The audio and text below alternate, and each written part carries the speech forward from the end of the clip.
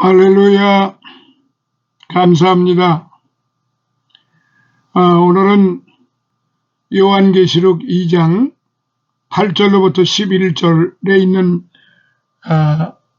두 번째 교회, 서머나 교회에 대해서 이제 시작하도록 하겠습니다. 먼저 8절로부터 11절 서머나 교회에 보낸 말씀을 같이 보시도록 하시겠습니다. 서머나 교회의 사자에게 편지하기를, 처음이요 나중이요 죽었다가 살아나시니가 가라사대, 내가 네 환난과 궁핍을 아노니 실상은 내가 부요한 자니라. 자칭 유대인이라 하는 자들의 회방도 아노니 실상은 유대인이 아니요 사단의 회라. 내가 장차 받을 고난을 두려워 말라. 볼지어다 마귀가 장차 너희 가운데에서 몇 사람을 옥에 던져 시험을 받게 하리니 너희가 10일 동안 환난을 받으리라. 네가 죽도록 충성하라.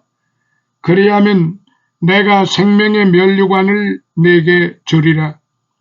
귀 있는 자는 성령이 교회들에게 하시는 말씀을 들을지어다. 이기는 자는 둘째 사망의 해를 받지 아니하리라. 아멘. 지난 시간의 말씀과 같이 먼저 본문을 각 절구 살펴보도록 하겠습니다. 8절 서머나 교회. 정확지는 않으나 사도 바울의 3차 전도 여행 시 AD 53년부터 58년 바울에 의하여 개척이 되었거나 아니면 바울의 에베소 사역 중 바울로부터 복음을 들은 자들에 의해 세워진 것으로 추정이 됩니다.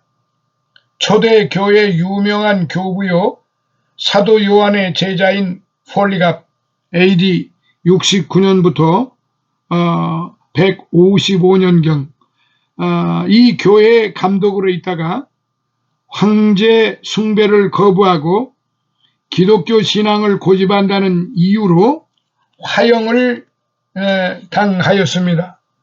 한편 천연의 요새를 자랑하는 서머나는 일찍부터 로마 제국에 적극 협력하여 로마 황제로부터 많은 사랑을 받은 도시로서 아시아 주위에서 에베소와 쌍벽을 이루는 화려하고 번창한 계획의 도시였습니다. 뿐만 아니라 서머나는 로마와의 긴밀한 유대 관계 속에서 최초로 황제 숭배가 시범적으로 시행된 도시이기도 하였습니다. 이런 역사 문화적 배경으로 인하여 서머나 교회는 특별히 로마로부터 가혹한 박해를 받았습니다. 또한 많은 순교자를 내었습니다. 이와 같은 백절불굴의 순교적 신앙으로 인하여 서머나 교회는 아시아 7교회 중 빌라델피아 교회와 더불어 하나님으로부터 한마디의 책망도 받지 않은 영화로움을 얻게 되었습니다. 서머나 교회의 특징들을 요약하면은 이렇습니다. 장점, 환난과 궁핍 속에서도 영적으로 부유한 교회였습니다. 9절에. 그리고 단점 없습니다. 그리고 당부, 끝까지 충성하라. 10절. 그리고 약속, 생명의 면류관을 받음, 둘째 사망의 해를 받지 않음. 10절. 이런 특징들을 가지고 있습니다. 처음이요 나중이요 죽었다가 살아나시니 서머나 교회에 권고하시는 인자의 모습입니다. 실로 당시 서머나 교회는 박해로 인한 죽음의 그림자가 항상 드리워져 있었기에 주님은 당신의 모습을 부활자요 영원 불멸의 영생하신 자로 나타나셨던 것입니다. 자, 9절에 환난과 궁핍. 전자는 복음을 지키기 위해 당하는 정신적, 육체적 고통을, 후자는 박해로 말미암아 경제적 가난한 것을 가리킵니다. 실로 서머나는 황제 숭배의 시범 도시였기에 기독교인에 대한 박해가 이루 말할 수 없이 가혹했으며, 서머나 교인들은 이 박해로 인해 심할 경우 가산도 몰수당하는 고초를 겪어야만 했습니다. 자칭 유대인이라 하는 자들, 마음의 할례를 받은 참 이스라엘 백성, 즉 하나님의 신령한 자녀인 영적 유대인이 아니라 표면적, 혈통적 유대인을 가리킵니다. 당시 서머나에는 예루살렘 멸망, AD 70년 후 이주해온 많은 유대인들이 막강한 세력을 형성하고 있었습니다. 실상은 사단의 해라. 실제적으로 사단의 집단이라는 뜻이죠. 실제로 다른 여러 헬라 지역에서와 마찬가지로 서머나의 유대인들 역시 이방인을 사주하여, 헬라인을 사주하여 하나님의 백성을 탄압하고 핍박하였습니다. 그 대표적 실례로 서머나의 유대인들은 서머나 교회의 감독이며 사도 요한의 제자인 폴리갑을 화형시키기 위해 안식일임에도 불구하고 그들이 생명처럼 여기던 율법을 어긴 채 나무를 주워 모아 화형을 준비하는데 앞장섰습니다. 10절, 네가 장차 받을 고난. 이 고난은 9절 하반절에 의하면 유대인들의 사주에 의해 이루어졌습니다. 마귀가 시험을 받게 하리니, 여기 마귀는 하나님의 백성들을 탄압하고 핍박하는 자들, 즉 로마 제국과 이들을 사주한 유대인들을 가리킵니다. 요한복음 8장 44절. 실로 초대 교회사를 통해 알 수 있듯이 유대인들은 철저한 복음의 박해자요 회방자였습니다. 11. 7이 하나님의 완전수라면 10은 세상의 완전수라 할 수 있습니다. 따라서 서머나 교인들이 10일 동안 환난을 받게 된다 함은 이들이 길지는 않지만 정해진 어떤 일정 시간 동안 로마 제국으로부터 박해받게 될 것을 암시합니다. 한편 이 박해는 서머나 교인뿐만 아니라 당시 로마 제국의 영역에 속한 다른 많은 기독교인들에게도 해당이 되었는데, 이때 순교당한 지도자들 중 대표적인 사람들이 있습니다. 살펴보면은 ignatius, 안디옥의 주교, 연도는 115년, 황제는 트라이안 황제, 그 다음 두 번째로 폴리갑, 서머나의 감독, 155년, 파우스 황제, 그리고 세 번째 저스틴 마트, 기독교 변증가, 165년 아우넬라우스 황제, 그리고 네 번째 키프리안, 칼타고의 감독, 258년 발레리안 황제. 자, 다음에 죽도록 충성하라. 직역하면은 신실한 자가 되라는 뜻입니다. 이는 박해에 직면한 성도의 신앙적 대응 방법인데, 곧 끝까지 믿음 가운데 있어 신실하게 행동하는 것을 의미합니다. 실로 박해의 위험 앞에 홀로 선 성도가 취할 수 있는 유일한 신앙 자세는 우리 위에 고난당하고 생명까지도 아낌없이 내어주신 그리스도를 의지하며 그리스도를 향한 믿음을 끝까지 부여잡는 것밖에 없습니다. 생명의 면류관. 당시에는 운동 경기 우승자에게 화관이 수여되었습니다. 그래서 요한은 이에 빗대어 박해 가운데에서 인내와 믿음으로 승리하는 자들은 영원한 생명과 내세의 축복을 상급으로 받게 되리라는 사실을 상기시킴으로써 서머나 교인들에게 위로를 복두어 주었습니다. 자, 11절에 둘째 사망. 유대의 종말 사상에 근거한 표현으로 영혼의 사망, 즉 마지막 날에 부활한 불신자에게 이 말 최후의 사망, 영과 육이 지옥 형벌에 처해지는 것, 그 최후의 사망을 가리키는데, 실로 모든 인간은 누구나 육신의 죽음, 저 첫째 사망을 피할 수 없으나 신자는 둘째 사망에 이르지 아니한다. 계시록 20장 6절에. 자, 이렇게 요한계시록 2장 8절로부터 11절까지에 있는 말씀, 서머나 교회에 대해서 이제 말씀을 전에 살펴보았습니다. 바로 앞선 부분에서 사도 요한은 첫사랑을 잃어버린 에베소 교회에게 주시는 주님의 말씀을 전했습니다. 이제 8절로부터는 에베소 북쪽에 위치해 있던 서머나 교회에게 주시는 주님의 말씀을 기록하고 있습니다. 특히 이 서머나 교회는 3장에 나오는 빌라델피아 교회와 함께 책망 없이 주님의 칭찬과 권면과 약속만을 받은 모범적인 교회였습니다. 주님께서는 당시 황제 숭배의 집요한 강요를 받고 또 유대인들의 배척을 받음으로 인해 늘 궁핍하고 어려웠던 서머나 교회에게 용기를 주시면서 그들의 실체가 참으로 부유한 존재임을 깨우쳐 주셨습니다. 9절에. 그리고 어떤 박해 가운데서라도 두려워 말고 죽기까지 충성하라고 독려하셨습니다. 10절. 뿐만 아니에요.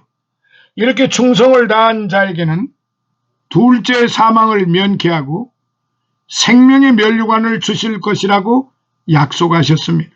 10절로부터 11절. 정녕 하나님은 당신의 백성의 눈물과 땀과 피를 한 방울도 잊어버리지 않고 그 모두를 기억하실 것입니다. 자, 이 말씀을 우리가 상고해보면서 이제 서머나 교회에 대해서 살펴보기로 하겠습니다. 첫째, 처음과 나중이신 그리스도. 예수 그리스도는 처음이요 나중입니다. 우리 주 예수 그리스도는 모든 존재들의 처음이시며 만물은 그에 의해 지음을 받았습니다. 그는 만물보다 먼저 계셨습니다. 그는 하나님과 함께 계셨는데 왜냐하면 그가 곧 하나님 자신이기 때문입니다. 또한 그는 나중이시므로 모든 존재하는 것들의 최후를 관할하시며 만물을 심판하실 것입니다. 로마서 11장 36절에. 뿐만 아니라 그는 죽었다 살아나셨습니다. 즉 부활하신 주님이십니다. 주께서는 모든 인류의 죄를 속하시기 위해 대신 십자가에 못 박히시고 또 그 인류에게 영원한 생명을 공급하시기 위해 친히 부활하셨습니다. 따라서 모든 인류는 그분 안에서 죽고 죄에 대하여 그분 안에서 또한 사는 의에 대하여 은혜를 누릴 수 있게 되었습니다. 자, 두 번째, 서머나 교회가 당한 위기. 당시 서머나 교회는 특별히 다음과 같은 두 가지 위기 상황에 직면해 있었습니다. 첫째로, 서머나 교회는 기독교를 박멸하려는 유대주의자들의 집요한 도전을 맞고 있었어요. 유대주의자들은 독선적인 선민의식에 사로잡혀 있었기에 새 생명을 전하는 기독교를 무참히 짓밟고자 했습니다. 그 한 예로서 그들은 자신들의 기존 상권을 무기로 기독교인들이 시장에 나가서 경제활동을 할 수 없도록 방해했던 것입니다. 실로 그들은 거룩한 총회가 아니라 사단의 회, 곧 악인들의 집단이었던 것입니다. 어쨌든 유대인들의 횡포는 기독교인들의 생활을 심히 비난하게 만들었습니다. 둘째, 서머나 교회는 로마 제국의 기독교 탄압 정책이라는 순환을 맡고 있었습니다. 특히 네로 AD 54년부터 68년 황제에서 네로 황제에서 디오클레티아누스 AD 284년부터 305년에 이르기까지 10여 명의 통치자들 아래서 무진고초를 당한 교회이기도 했습니다. 그러나 서머나 교회는 그 와중에서도 결코 실망할 수 없었습니다. 왜냐하면 처음이요 나중이신 그리스도께서 모든 믿는 자들의 형제이며 특히 서머나 교회의 친구가 되어 주시기 때문입니다. 실로 그리스도 예수께서는 가장 가난하면서도 영적으로 부유한 자이며 가장 낮은 자 가운데에서 존경을 받으며 아주 힘든 고난 가운데에서도 장래의 영광을 바라보시며 행복을 느끼시는 분이십니다. 정녕 바로 이 그리스도 예수께서 서머나 교회를 책임져 주시고 계시기에 서머나 교회는 결코 실망할 이유가 없었던 것입니다. 사실 하나님이 그 삶에 없는 자로서 이 세상에서 부유한 많은 사람들은 다음 세상에서는 필연적으로 가난할 수밖에 없습니다. 그러나 하나님을 절대 신뢰하는 자로서 비록 이 땅에서 외적으로 가난한 사람들은 도리어 내적으로 부유하며 믿음과 선한 일에서 부유하고 은혜의 선물과 은사 그리고 소망으로 부유할 것입니다. 이처럼 영적인 부유가 있는 곳에서는 외적인 빈곤을 잘 감내할 수 있습니다.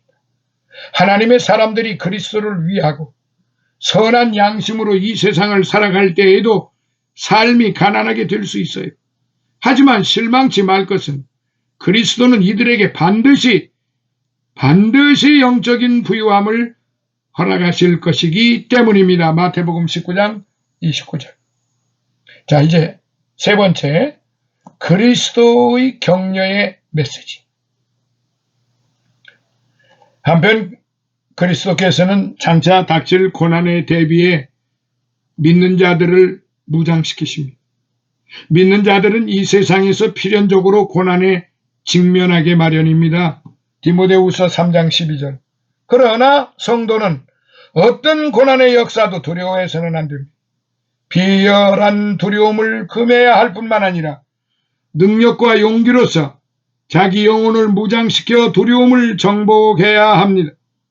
왜냐하면 보이는 고난은 잠시 잠깐일 뿐 영원한 영광에 비하면 너무도 하찮은 것이기 때문입니다. 고린도후서 4장 17절. 이 사실을 알고 확신한 성도는 결단코 고난과 싸울 힘과 용기를 소멸시켜서는 안 됩니다. 주께서는 고난에 직면한 서머나 교인들을 향하여 눈물 어린 목소리로 간곡히 당부하십니다. 네가 죽도록 충성하라. 10절.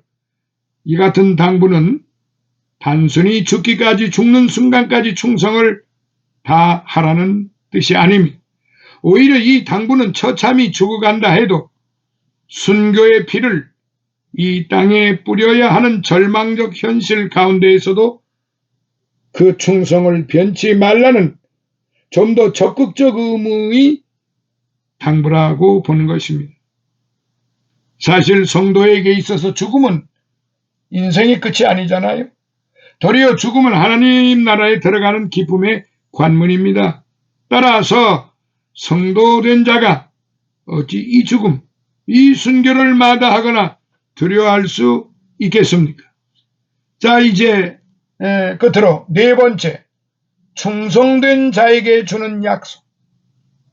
주께서는 이처럼 죽음을 불사하고 당신에게 충성을 다한 영혼에게 확실한 보상을 약속하셨습니다.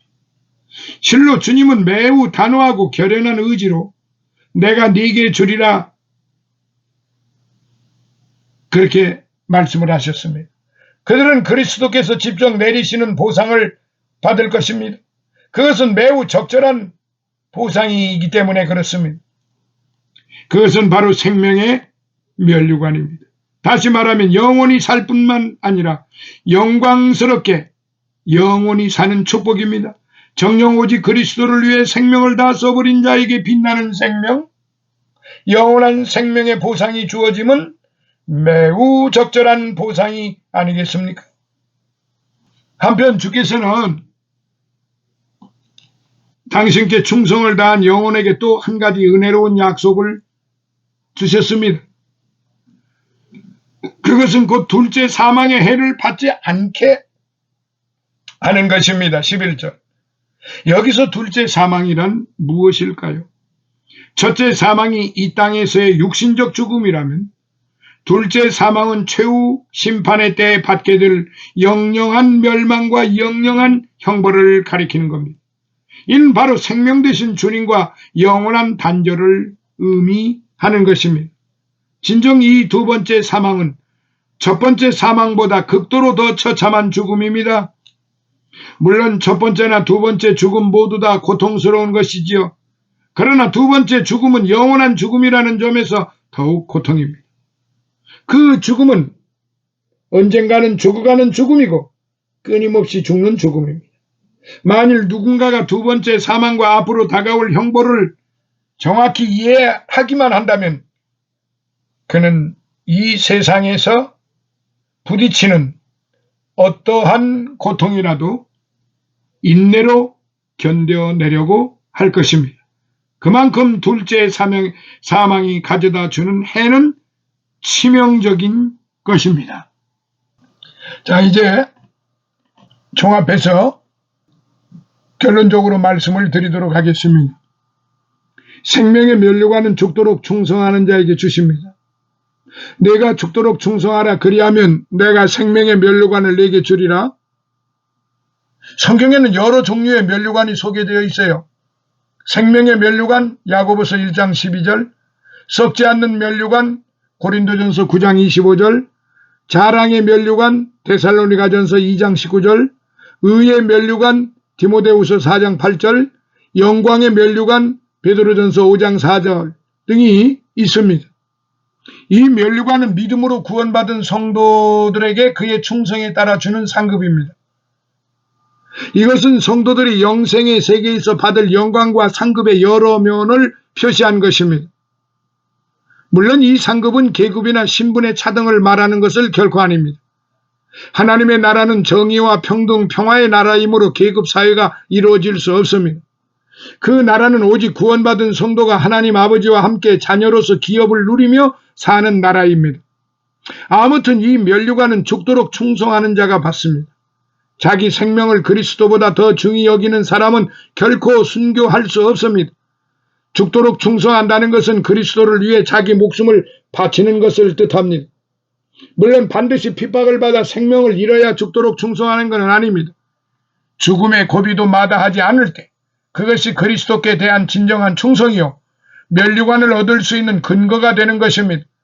그러므로 성도들은 이제 생명을 주께 드리는 일을 결단해야 합니다. 자기를 부인하고 의와 진리를 위해 몸을 바치기로 결단해야 합니다.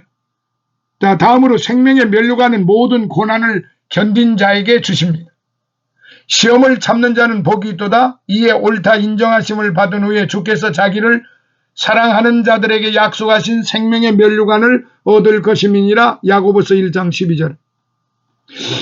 예수님께서는 네가 장차 받은 고난을 두려워 말라. 볼지어다 마귀가 장차 저희 가운데 몇 사람을 옥에 던져 시험을 받게 하리니 너희가 10일 동안 환난을 받으리라고 하셨습니다. 여기에서 10은 만수로서 일정한 기간을 가리킵니다. 이것이 짧은 기간을 말하는 것인지 긴 기간을 말하는 것인지 명확하지는 않지만 어쨌든 생명의 면류관을 받을 수 있는 믿음은 마귀의 핍박과 시험을 이긴 연단된 믿음입니다. 예수를 믿는 데는 치열한 투쟁이 필요해요. 죄의 종으로 마귀 수하에 있던 사람이 예수를 믿음으로 죄로부터 해방되고 생명으로 옮겨지면 하나님의 나라는 확장되는 것이며 마귀의 영토는 그만큼 축소되는 것입니다. 따라서 사단은 최대한으로 예수 믿는 것을 방해하지 않을 수 없습니다. 그래서 성도들에게는 급격한 사탄의 핍박이 따라오는 것입니다. 생명의 면류관은 이러한 사탄의 핍박을 참고 견딘 자에게만 돌아가는 상급입니다. 따라서 성도들은 주님을 따르되 끝까지 따라야 합니다. 환난을 견디고 로마서 8장 17, 18 믿음을 지켜야 합니다. 디모데후서 4장 7절 아무리 위대한 결단도 행위가 뒤따르지 않으면 아무런 의미가 없는 것입니다. 자, 이제 마지막으로 생명의 면류관은 신실한 성도에게 주십니다. 충성이라는 헬라어 피스토스는 신실함이란 의미를 지닙니다. 그것은 하나님의 진리와 사랑을 깨닫고 그것을 정직하게 지키며 성실히 전파한다는 의미입니다. 고린도전서 4장 1절 2절 따라서 우리가 하나님의 충성된 일꾼이 되기 위해서는 먼저 정직하지 않으면 안 됩니다. 온갖 위선과 거짓 행위를 제거하지 않고는 참된 하나님의 일꾼이 될 수 없습니다. 오늘날에는 양의 옷을 입고 성도들에게 접근하는 위선된 하나님의 일꾼들이 많아요.